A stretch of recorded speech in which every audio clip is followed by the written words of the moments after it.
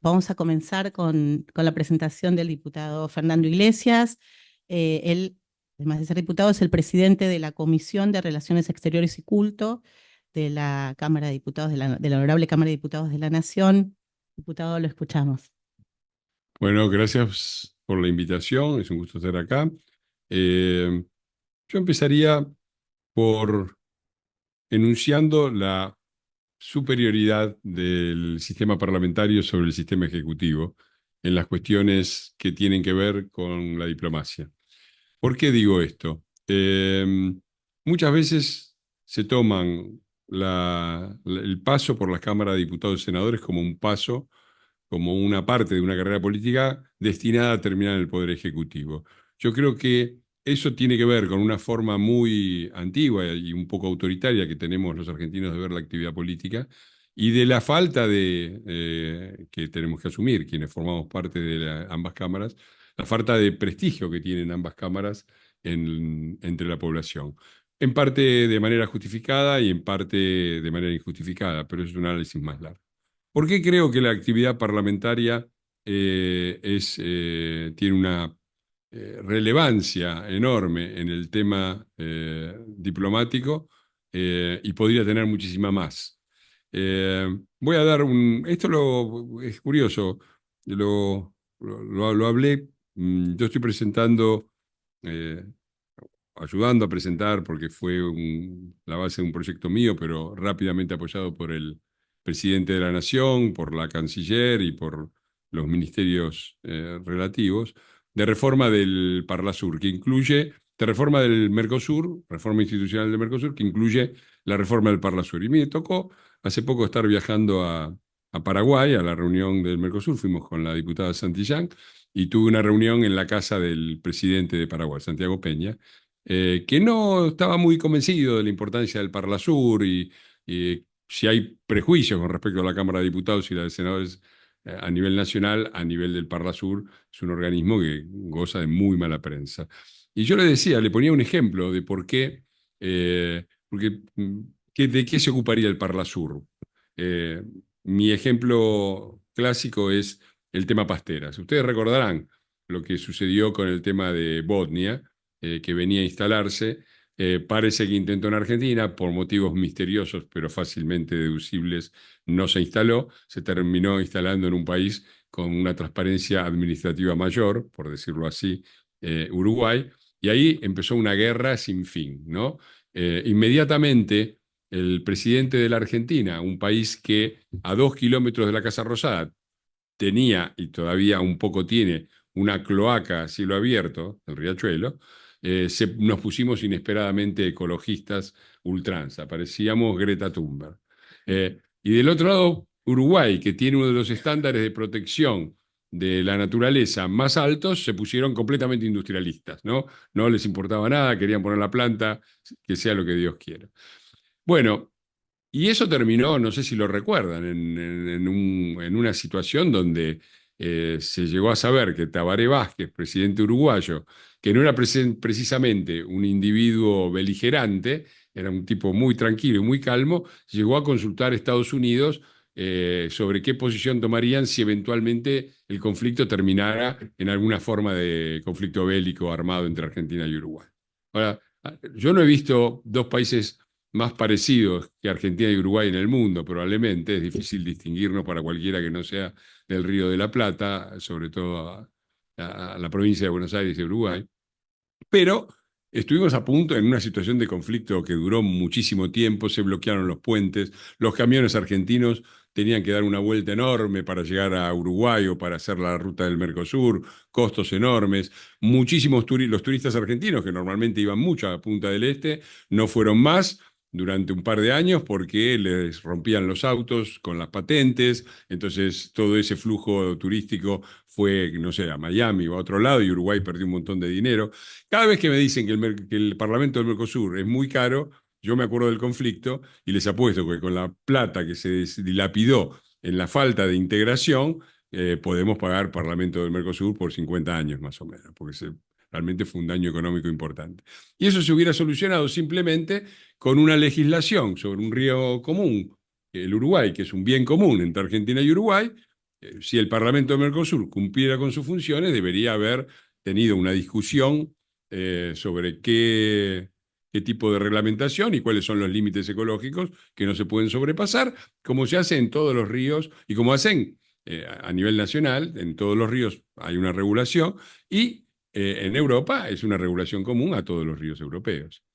¿Por qué no, ¿En qué sentido es mejor el sistema parlamentario, que es lo que estoy tratando de argumentar, que el sistema ejecutivo? Y porque los presidentes nacionales tienen de por sí, han nacido y la institución crea una presidencia que es, de hecho, es el campeón de los intereses nacionales. Toda la población argentina ve al presidente argentino como el tipo que va a defender los intereses nacionales, cueste lo que cueste, es nuestro campeón. Y del otro lado piensan lo mismo. Entonces, obligatoriamente, o casi obligatoriamente, después hay estilos y estilos, pero el presidente argentino se ve obligado a tomar la posición argentina y a llevarla a un extremo, y el uruguayo a llevarla a un extremo, y después lo que obtenemos es el conflicto, que es exactamente lo que busca evitar la actividad diplomática. En cambio, tratado en el Parlasur, la situación es muy distinta. En primer lugar, porque pasa por abajo del radar. No hay una opinión pública exigiendo permanentemente que los diputados argentinos tomen lanzas y ataquen a los diputados uruguayos que quieren instalar una planta que no queremos. Pasa por abajo del radar, tiene tiempos de elaboración y la existencia de otras partes modera la situación, porque una regulación muy elástica y concesiva que favoreciera a Uruguay o una muy restrictiva que favoreciera a la Argentina, habrían sido moderadas por Paraguay y Brasil, que dirán, muchachos, busquemos una cosa razonable, más o menos por el medio, porque esto va a afectar también a nuestros ríos y por lo tanto la posición extrema se habría visto diluida. En este sentido, es que creo que en muchos temas internacionales, puse este ejemplo, pero hay muchísimos, la actividad parlamentaria tiene, por sus tiempos de elaboración, por el carácter de representación que tiene y por la moderación que ejercen los demás países, un rol potencialmente superior al de los poderes ejecutivos para muchos temas. En particular, cuando se trata de representaciones parlamentarias de supranacionales o internacionales en el que participan más de un país. Un tema es ese. El segundo es que yo creo que hay que dar un paso más. Yo creo que se necesitan representaciones parlamentarias a nivel global. Formo parte de una campaña que ya tiene 20 años para crear una asamblea parlamentaria dentro de las Naciones Unidas y estoy convencido que el mismo tipo de razonamiento sería mucho más viable en una discusión política global. Hoy, por ejemplo, está muy en discusión la Agenda 2030, ¿no? Uno de los problemas que tiene la Agenda 2030 es que es, de alguna manera, no democrática. Fue emanada por un organismo sin participación.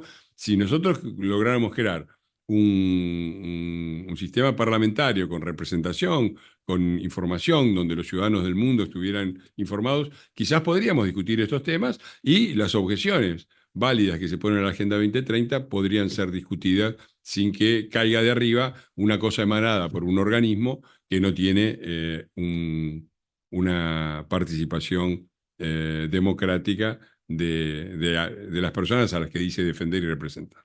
Cierro. Soy presidente de la Comisión de Relaciones Exteriores. Lo soy por un pedido, un ofrecimiento que me hizo el presidente de la Nación. La comisión es considerada una de las comisiones más importantes de la Cámara, en el sentido de que pasan por ella todos los acuerdos internacionales que necesitan ser aprobados en el Congreso. Y por lo tanto, es tradición en Argentina que sea desempeñada por un miembro parlamentario, un diputado o un senador en el otro caso, perteneciente al partido que ejerce la presidencia de la Nación.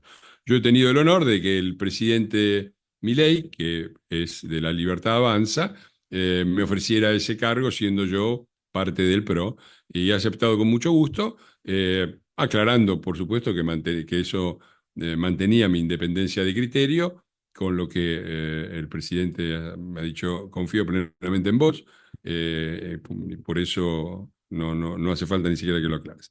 Así que bueno, estoy muy contento y creo que hemos hecho un buen trabajo, muy con la participación de varios miembros que me acompañan, en particular la diputada Santillán, que es vicepresidenta segunda, el vicepresidente primero es Cafiero, ella es la vicepresidenta segunda, pero hemos trabajado bastante bien, inclusive con Cafiero, cosa que, confieso, me sorprende un poco, pero hemos logrado, y con los integrantes, ¿no?, que también forman parte de la comisión, entre ellos la diputada Campañero y el diputado Arabia.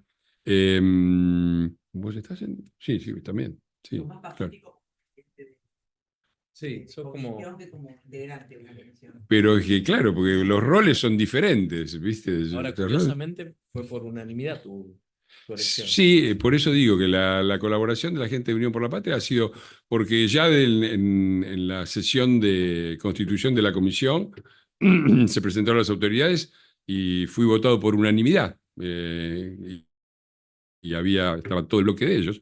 Y hemos logrado aprobar 47 proyectos. Normalmente la relación con Cancillería es muy fluida porque Cancillería necesita que se aprueben acuerdos internacionales que incluyen acuerdos de cooperación económica, acuerdos de aeronavegación, acuerdos de evitación de la doble imposición fiscal, acuerdos de extradición.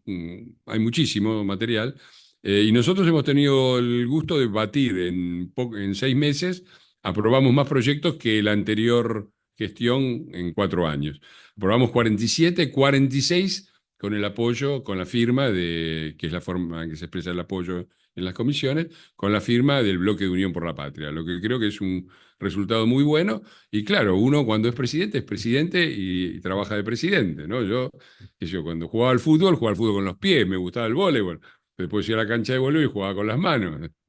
Bueno, creo que hay un mínimo de adaptación al rol que uno tiene que saber cumplir y por supuesto, yo mantengo mis convicciones, muchas veces me tengo que morder la lengua porque estoy en la presidencia y no debo intervenir en el debate, lo hago de la manera más sutil que puedo, que no es mucha, pero claramente el rol es otro y creo que ha funcionado muy bien hasta ahora. Vamos a ver, hemos tenido nuestra primera disidencia el otro día fuerte con el tema de Venezuela, porque presentamos un proyecto de repudio a lo que está sucediendo en Venezuela y Unión por la Patria no firmó, pero vino con un comunicado que dice casi exactamente lo mismo que dice el proyecto de resolución, con pequeñas cosas. Pero bueno, cada cual lleva su cruz como puede. Mañana lo vamos a tratar en la Cámara de Diputados y vamos a ver cómo votan. Yo espero que voten a favor porque creo que es un compromiso de las fuerzas democráticas repudiar lo que está pasando en Venezuela. Cierro. Creo en la superioridad, o por lo menos creo que hay un rol muy importante que se puede desempeñar desde el rol parlamentario en todos los temas diplomáticos. Creo que precisamente por eso es necesaria la Constitución y el empoderamiento, perdón por la palabra tan horrible, de las instituciones parlamentarias, no solo a nivel nacional, sino a nivel regional, internacional y global. Y estoy muy feliz de estar como presidente de la Comisión de Relaciones Exteriores. Creo que estamos haciendo un buen trabajo y espero que sea útil al país. Eso es todo.